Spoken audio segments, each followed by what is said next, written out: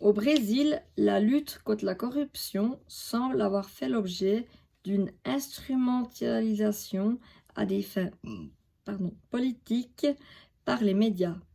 Des universitaires ont calculé que 95% des articles traitant de la corruption à la veille des élections présidentielles de 2010 et de 2014 concernaient le Parti des travailleurs et 5%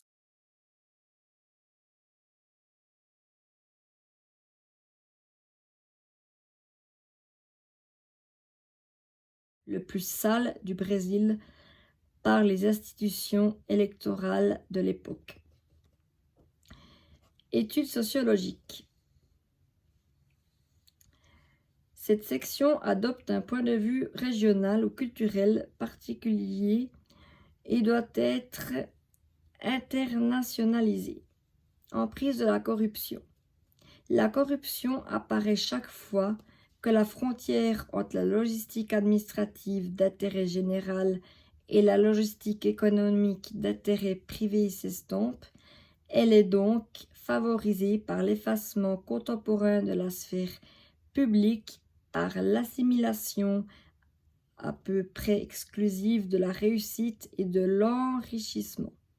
On voit ainsi de plus en plus de hauts fonctionnaires pantouflés dans les entreprises, forme blanche, légale de corruption, même sans les soupçonner d'avoir été des sous-marins de l'entreprise au sein de l'État. Ils mettent les informations acquises dans l'administration au service d'intérêts privés. Jean Noël, dit Jean Néné, constate, un peu bizarre, que entre 1974 et 1989, ces deux inspecteurs, ces deux personnes, Jean Noël ainsi que Jean Néné, mais c'est mal expliqué, mal écrit leur truc, constate que entre 1974 et 1989, 102 inspecteurs des finances ont rejoint le privé, ce qui correspond au rythme de recrutement dans ce corps. Ah non, mais c'est quand même au singulier, donc c'était juste. Je me reprends, excusez-moi, c'est l'ordinateur qui a un peu déconné. Jean-Noël, dit, donc Noé prénommé Jean Néné, un peu bizarre, j'avais quand même dit juste, constate, donc c'est au singulier, que qu'entre 1974 et 1989, 102 inspecteurs des finances ont rejoint le privé, ce qui correspond au rythme de recrutement dans ce corps. Il voit également un lien entre la multiplication des ronds-points et l'intéressement en pourcentage de certains fonctionnaires de l'équipement ainsi que de nouveaux débats. Les grands partis n'arrivant pas à se financer via les cotisations d'adhérents auraient institutionnalisé la corruption. Attribution des marchés publics aux plus offrants, subventions à de pseudo-associations. Cette situation a conduit à la réforme des modes de financement des partis et des campagnes électorales comme une indépendance accrue du pouvoir judiciaire. Les administrés acceptent la corruption parce qu'elle facilite les choses, leur permet de profiter de passe-droits. Les entreprises justifieront de leur côté le versement de sommes importantes aux élites politiques du tiers-monde par la nécessité de favoriser la balance commerciale. C'est oublier que la corruption qui existait dans ces pays n'a pris une telle ampleur que parce que les entreprises occidentales ont voulu s'assurer ainsi l'accès à leurs richesses naturelles. La corruption ne concerne pas que les élites politiques, administratives et économiques. Aujourd'hui encore, comme au XIVe siècle, la plupart des fonctionnaires découvrent, comme au XIXe siècle, excusez-moi, je me suis mal relu, comme au XIXe siècle, la plupart des fonctionnaires découvrent, saut de rang modeste, rappelle Yves Migny. C'est le gardien de prison qui facilite les contacts des détenus avec l'extérieur, le fonctionnaire de la préfecture de police qui accorde abusivement une carte de séjour, le commissaire de police dit ripou. Il s'agit de sommes faibles, quelques milliers d'euros, sans commune mesure avec celle que mettent en jeu les détournements d'attribution de marchés publics. Le fonctionnement corrompu considère sa fonction comme un patrimoine dont il use à sa guise. Les règles publiques comme les instruments de chantage. Point. Il est plus difficile de prouver la corruption dès lors qu'il n'y a pas d'échange monétaire direct, ce qui est le cas dans les affaires de corruption de haut vol. Voilà, comme vous voyez, la politique est assez compliquée, mais intéressante. Moi, ça m'instruit et je suis contente de lire cet exposé. Démocratie et corruption. La corruption, note Yves Migny, met en péril la dissociation du public et du privé caractéristique de l'État. En faisant intervenir des commissions occultes, elle est une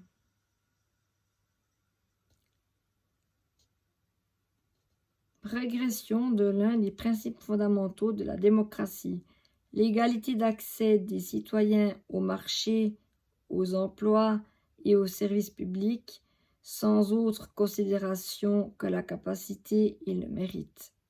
Cependant, Max Weber reliait assez étroitement la corruption et la vie politique des démocraties, qui suppose l'apparition de professionnels de la politique qui vivent de la politique et non pas pour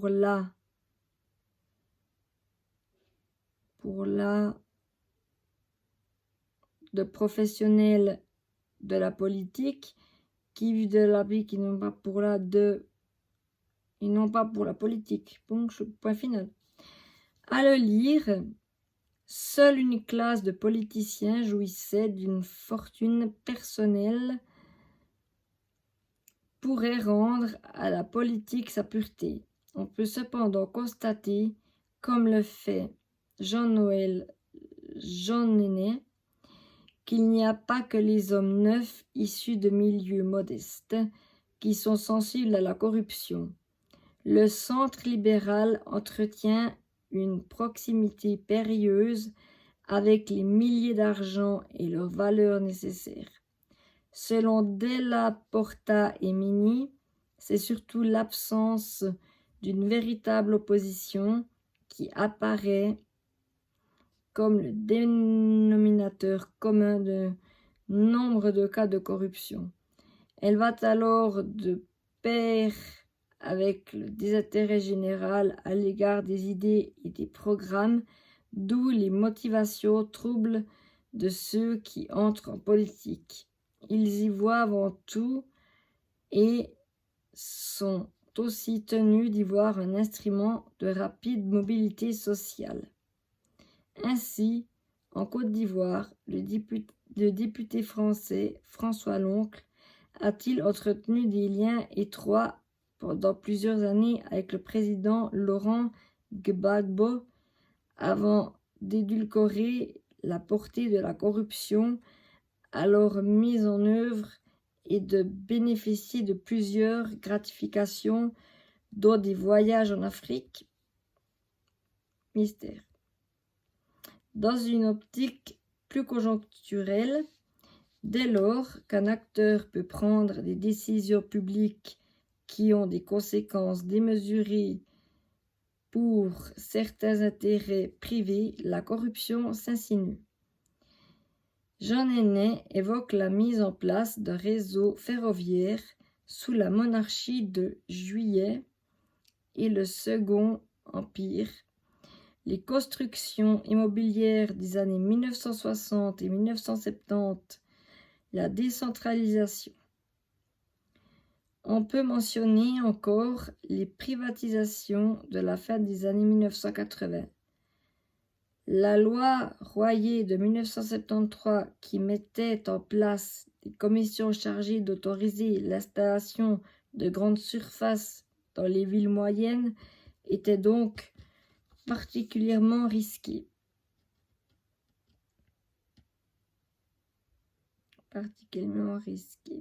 Je vous ai regardé, particulièrement risqué.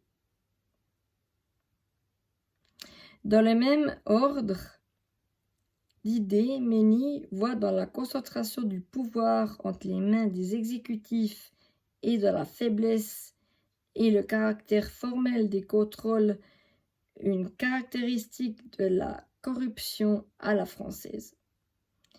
Les cabinets des dirigeants politiques se substituent aux instances bureaucratiques.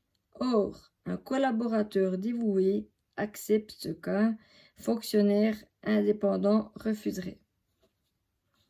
Financement des partis. Le succès aux élections dépend en partie de l'intensité de la propagande électorale. Trouvant que le financement public est insuffisant pour emporter les élections, certains partis politiques s'efforcent d'obtenir une contribution financière des entreprises, tout particulièrement celles dont l'activité économique dépend de l'obtention de commandes, d'autorisations et de subventions des instances publiques. Le droit pénal a toujours prévu des peines très sévères pour ces pratiques publiques. Pour ces pratiques qualifiées traditionnellement d'extorsion de fonds ou de concussion, quel que soit par ailleurs l'emploi de ces fonds, enrichissement personnel ou détournement à des fins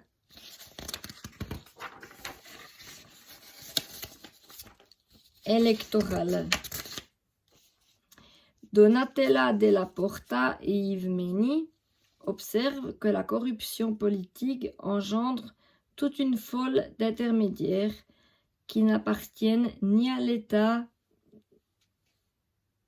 ni au marché et qui violent les règles des deux. Ces acteurs dirigeants d'offices publics de gestion, caissiers de partis, émissaires des politiciens ne révèlent ni du contrôle bureaucratique ni de l'investiture démocratique.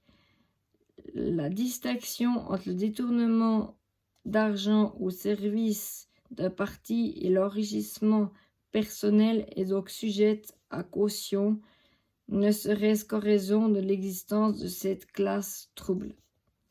Comme indiqué précédemment, les États membres du Conseil de l'Europe ont reconnu l'importance des liens potentiels entre corruption et financement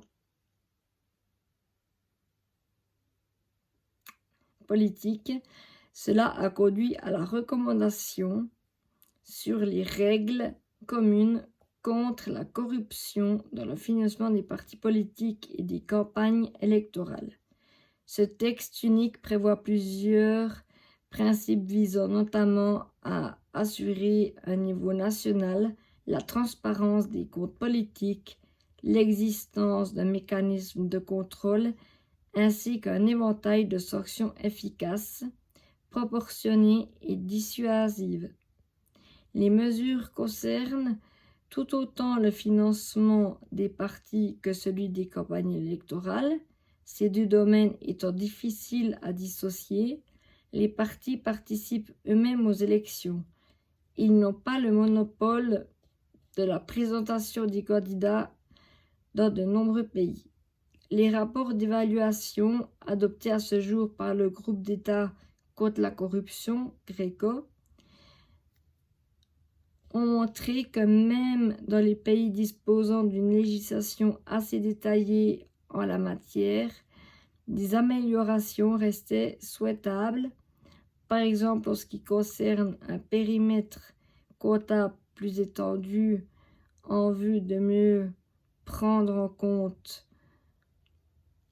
les diverses structures des partis et l'activité financière lors des pré-campagnes, un niveau d'indépendance plus grand et des moyens de contrôle réels au bénéfice de l'organe de contrôle, un éventuel de sanctions plus étendues en vue d'appréhender plus efficacement les manquements comptables moindres, mais aussi les financements occultes de grande envergure. Terme désignant la corruption. Alors, Tadvira Rachua, terme marocain pour désigner pot de vin. En français, on emploie les termes pot de vin, dessous de table, gracieuseté, graisser la pâte, commission, pourboire. Pot de vin, rémunération tenue secrète d'un intermédiaire ou d'un décideur auquel on graisse la pâte pour favoriser l'obtention d'un avantage. Dessous de table, partie financière non déclarée d'une transaction officiellement déclarée pour éviter taxes et ou impôts. Bakish dans l'Empire ottoman, au Maghreb et au Moyen-Orient, on l'utilise aussi pour pourboire. Payola, de paye en anglais, payer. Et Victrola, marque de platine de disque. Corruption des années 1950 aux États-Unis, dans lesquelles les DJ des radios se faisaient payer des sommes minimes pour passer des titres nouveaux d'artistes peu connus. Aspect culturel de la dépense. Euphémisme, parfois utilisé dans le discours officiel du Vietnam. Gombo, terme camerounais pour désigner le fait de monnayer un service normalement gratuit. Voilà, malgré la difficulté du projet, mais qui m'inspire énormément, on s'en sort. Ensuite, Manjemile, policier africain véreux cherchant à verbaliser à tout prix. Kaoua, mot arabe qui veut dire café, euphémisme utilisé pour désigner un pot de vin dans les pays du Maghreb. Subordination de témoins. Pression en vue d'inciter une personne à déposer en justice d'une façon contraire à la vérité. Frais commerciaux extraordinaires. Terme du jargon de l'Union européenne. Frais commerciaux exceptionnels, FCE. Terme utilisé par l'administration fiscale française. Chipa ou kawa, terme algérien pour désigner le pot de vin. Ijiturire, terme burundais pour désigner le pot de vin. Je ne sais pas en quelle langue il cause là, excusez-moi. Enveloppe brune. Le terme enveloppe brune désigne une somme d'argent liquide versée à un journaliste afin d'orienter sa couverture. Classement des pays selon le niveau de corruption. Longi, Transparency International publiait son indice de perception de la corruption IPC depuis 1995. L'indice en 2017, publié en février 2018, couvre 180 pays et territoires. La note moyenne de corruption est de 43% et les 2/3 des pays et territoires évalués sont fortement touchés par la corruption. L'ONG remarque que de nombreux pays n'ont fait aucun progrès pendant les 6 années sur lesquelles porte l'indice. Les 10 pays les moins corrompus sont la Nouvelle-Zélande, le Danemark, la Finlande, la Norvège, la Suisse, j'ai de la chance, Singapour, la Suède, le Canada, le Luxembourg et le Royaume-Uni. Les 10 pays les plus corrompus sont la Somalie, le Sud-Soudan, la Syrie, l'Afghanistan, le Yémen, le Soudan, la Libye, la Corée du Nord, la Guinée-Bissau et la Guinée équatoriale. Ok, assez long, finalement j'en suis à 1h15, bon j'ai plus que les 8 pays à vous expliquer sur la corruption, mais c'est très court. Ça allait plus long que prévu, mais finalement, au final, très intéressant. Je sais pas ce que vous en pensez, mais moi, en tout cas, ça m'a bien intéressé. Ah, je vais vite finir. Donc, les 10 pays les plus touchés. Les États-Unis arrivent en 16e position. La France se classe 23e. L'Italie 54e. Le Brésil 96e. La Chine 77e. L'Inde 81e. Le Mexique 135e. L'Iran 130e. La Russie 135e. L'indice de perception de la corruption élaboré par Transparency International permet de classer les pays selon leur degré de probité, les plus malhonnêtes obtenant la note 0 et les plus intègres celle de 10. Pour sa première apparition dans la palmarès, la dictateur nord-coréenne décroche directement le titre de pays le plus corrompu ex-aequo avec la Somalie. Transparency International est toutefois controversée puisqu'elle ne considère que les malversations concernant le secteur public, ignorant celles du secteur privé. Voilà, la corruption en France. Voilà les fameux 8 pays dont je voulais vous parler, c'est très court. La France est un peu plus longue. La corruption en France décrit la prévention et la présence de la corruption en France. La France a ratifié plusieurs importantes conventions internationales de lutte contre la corruption, telles que la Convention de l'OCDE sur la lutte contre la corruption d'agents publics étrangers dans les transactions commerciales internationales et la Convention des Nations Unies contre la corruption. En général, les investisseurs ne considèrent pas la corruption comme un problème pour faire des affaires en France. Et les entreprises opérant en France ont en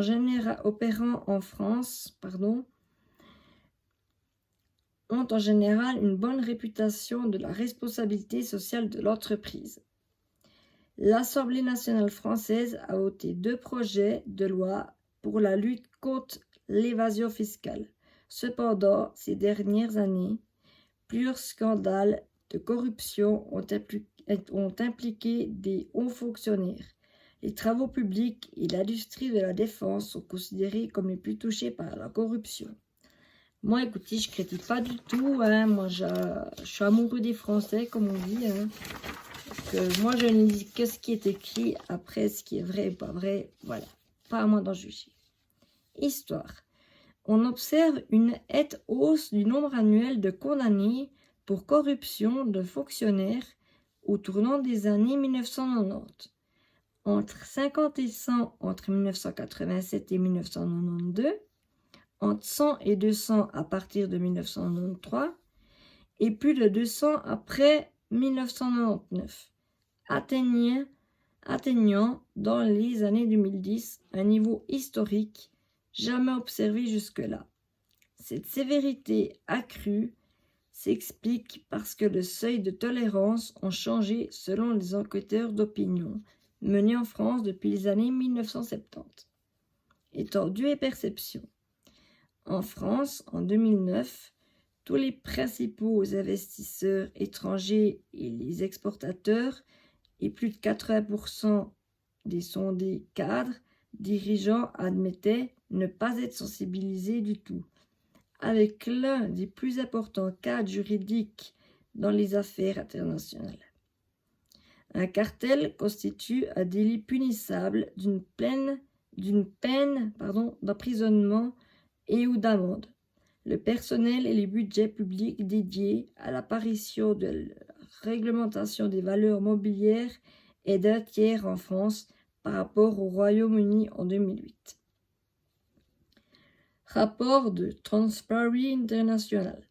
En 2011, l'organisation Transparency International a conclu dans son rapport annuel pour l'année 2011 « La France n'en fait pas assez pour arrêter la corruption ». Selon un sondage réalisé en octobre 2011 par TNS Sofre, 72% des Français avaient le sentiment que les politiciens sont corrompus. En 2016, l'indice de perception de la corruption de Transparency International indiquait que la France se situait à la 23e place sur 176 nations évaluées, derrière l'Estonie, devant les Bahamas. En Europe occidentale, la France ne fait mieux que vis-à-vis du Portugal, de l'Italie et de l'Espagne. Perception internationale. Le 1er février 2017, alors que l'élection présidentielle française est entachée par deux affaires concernant des soupçons d'emploi fictifs concernant François Fillon, affaire Fillon, et Marine Le Pen, affaire des assistants parlementaires du Front National au Parlement européen, le magazine spécialisé Foreign Policy publia un article tiré « Why is France so corrupt ?» Pourquoi la France est si corrompue? Ça veut dire ça.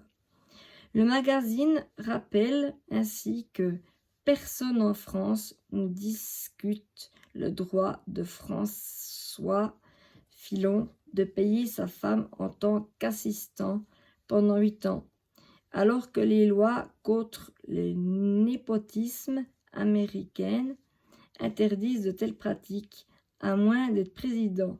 Ce n'est pas le cas en France. Ainsi, selon Foreign Policy, près de 115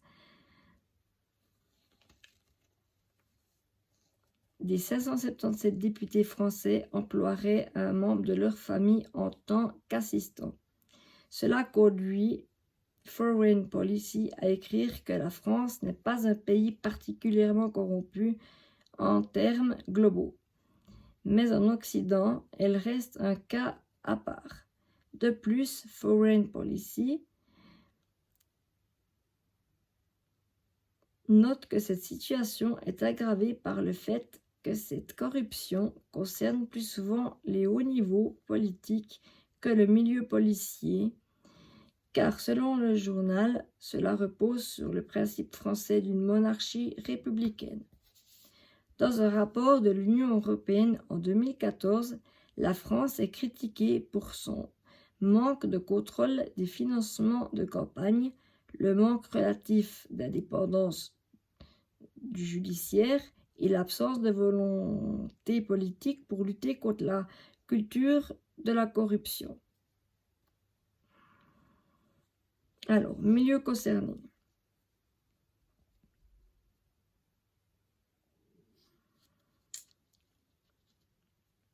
Alors, les détournements de fonds publics, les élections, les emplois fictifs,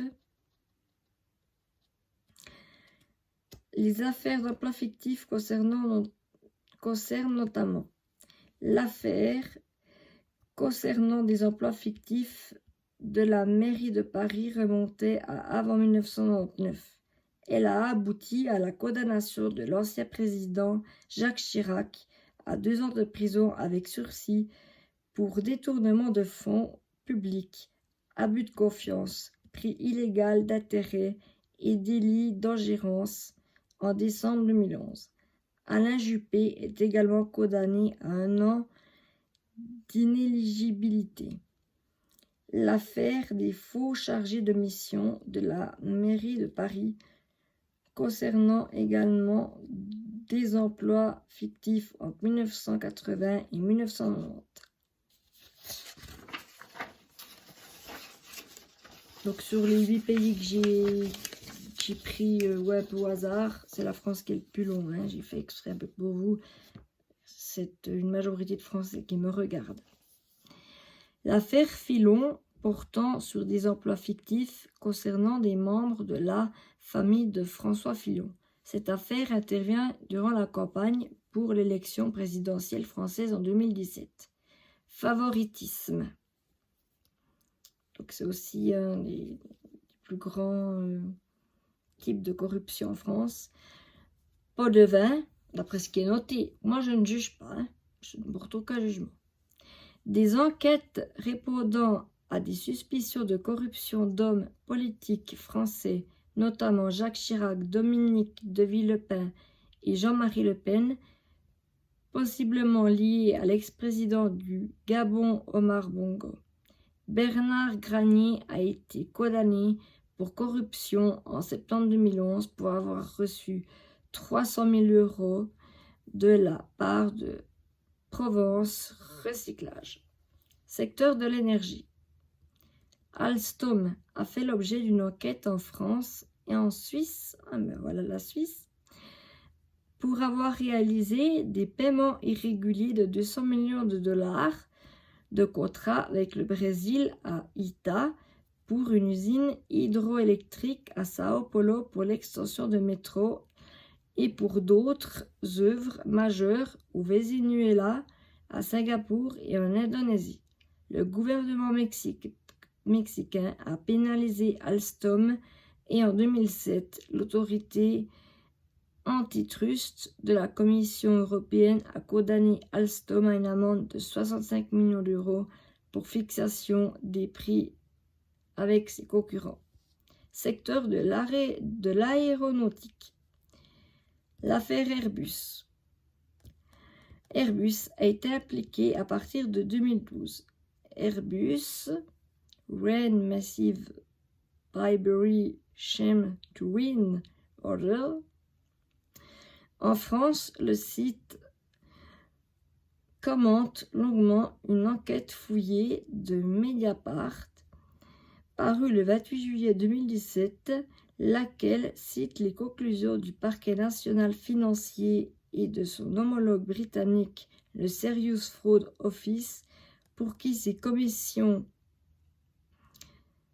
étaient l'œuvre du département stratégie and marketing, organisation SMO de l'avionneur, service dirigé par Marwan Laoud, numéro 2 d'Airbus, opérant sur les 2 contrats d'export les plus sensibles. Concrètement, le service était chargé de sélectionner, de traiter et de rémunérer l'ensemble des intermédiaires utilisés pour remporter les marchés aussi bien civils que militaires. Les premières affaires éclatent en 2012 après une enquête européenne sur des contrats militaires en Arabie Saoudite, en Roumanie et en Autriche. Puis en 2014, c'est l'affaire du Kazakhgate.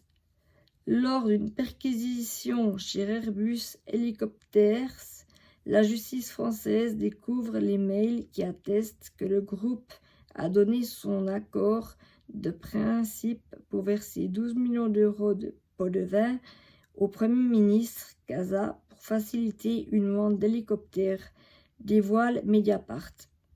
Dans cette affaire, les policiers de l'Office central anticorruption OCLCIFF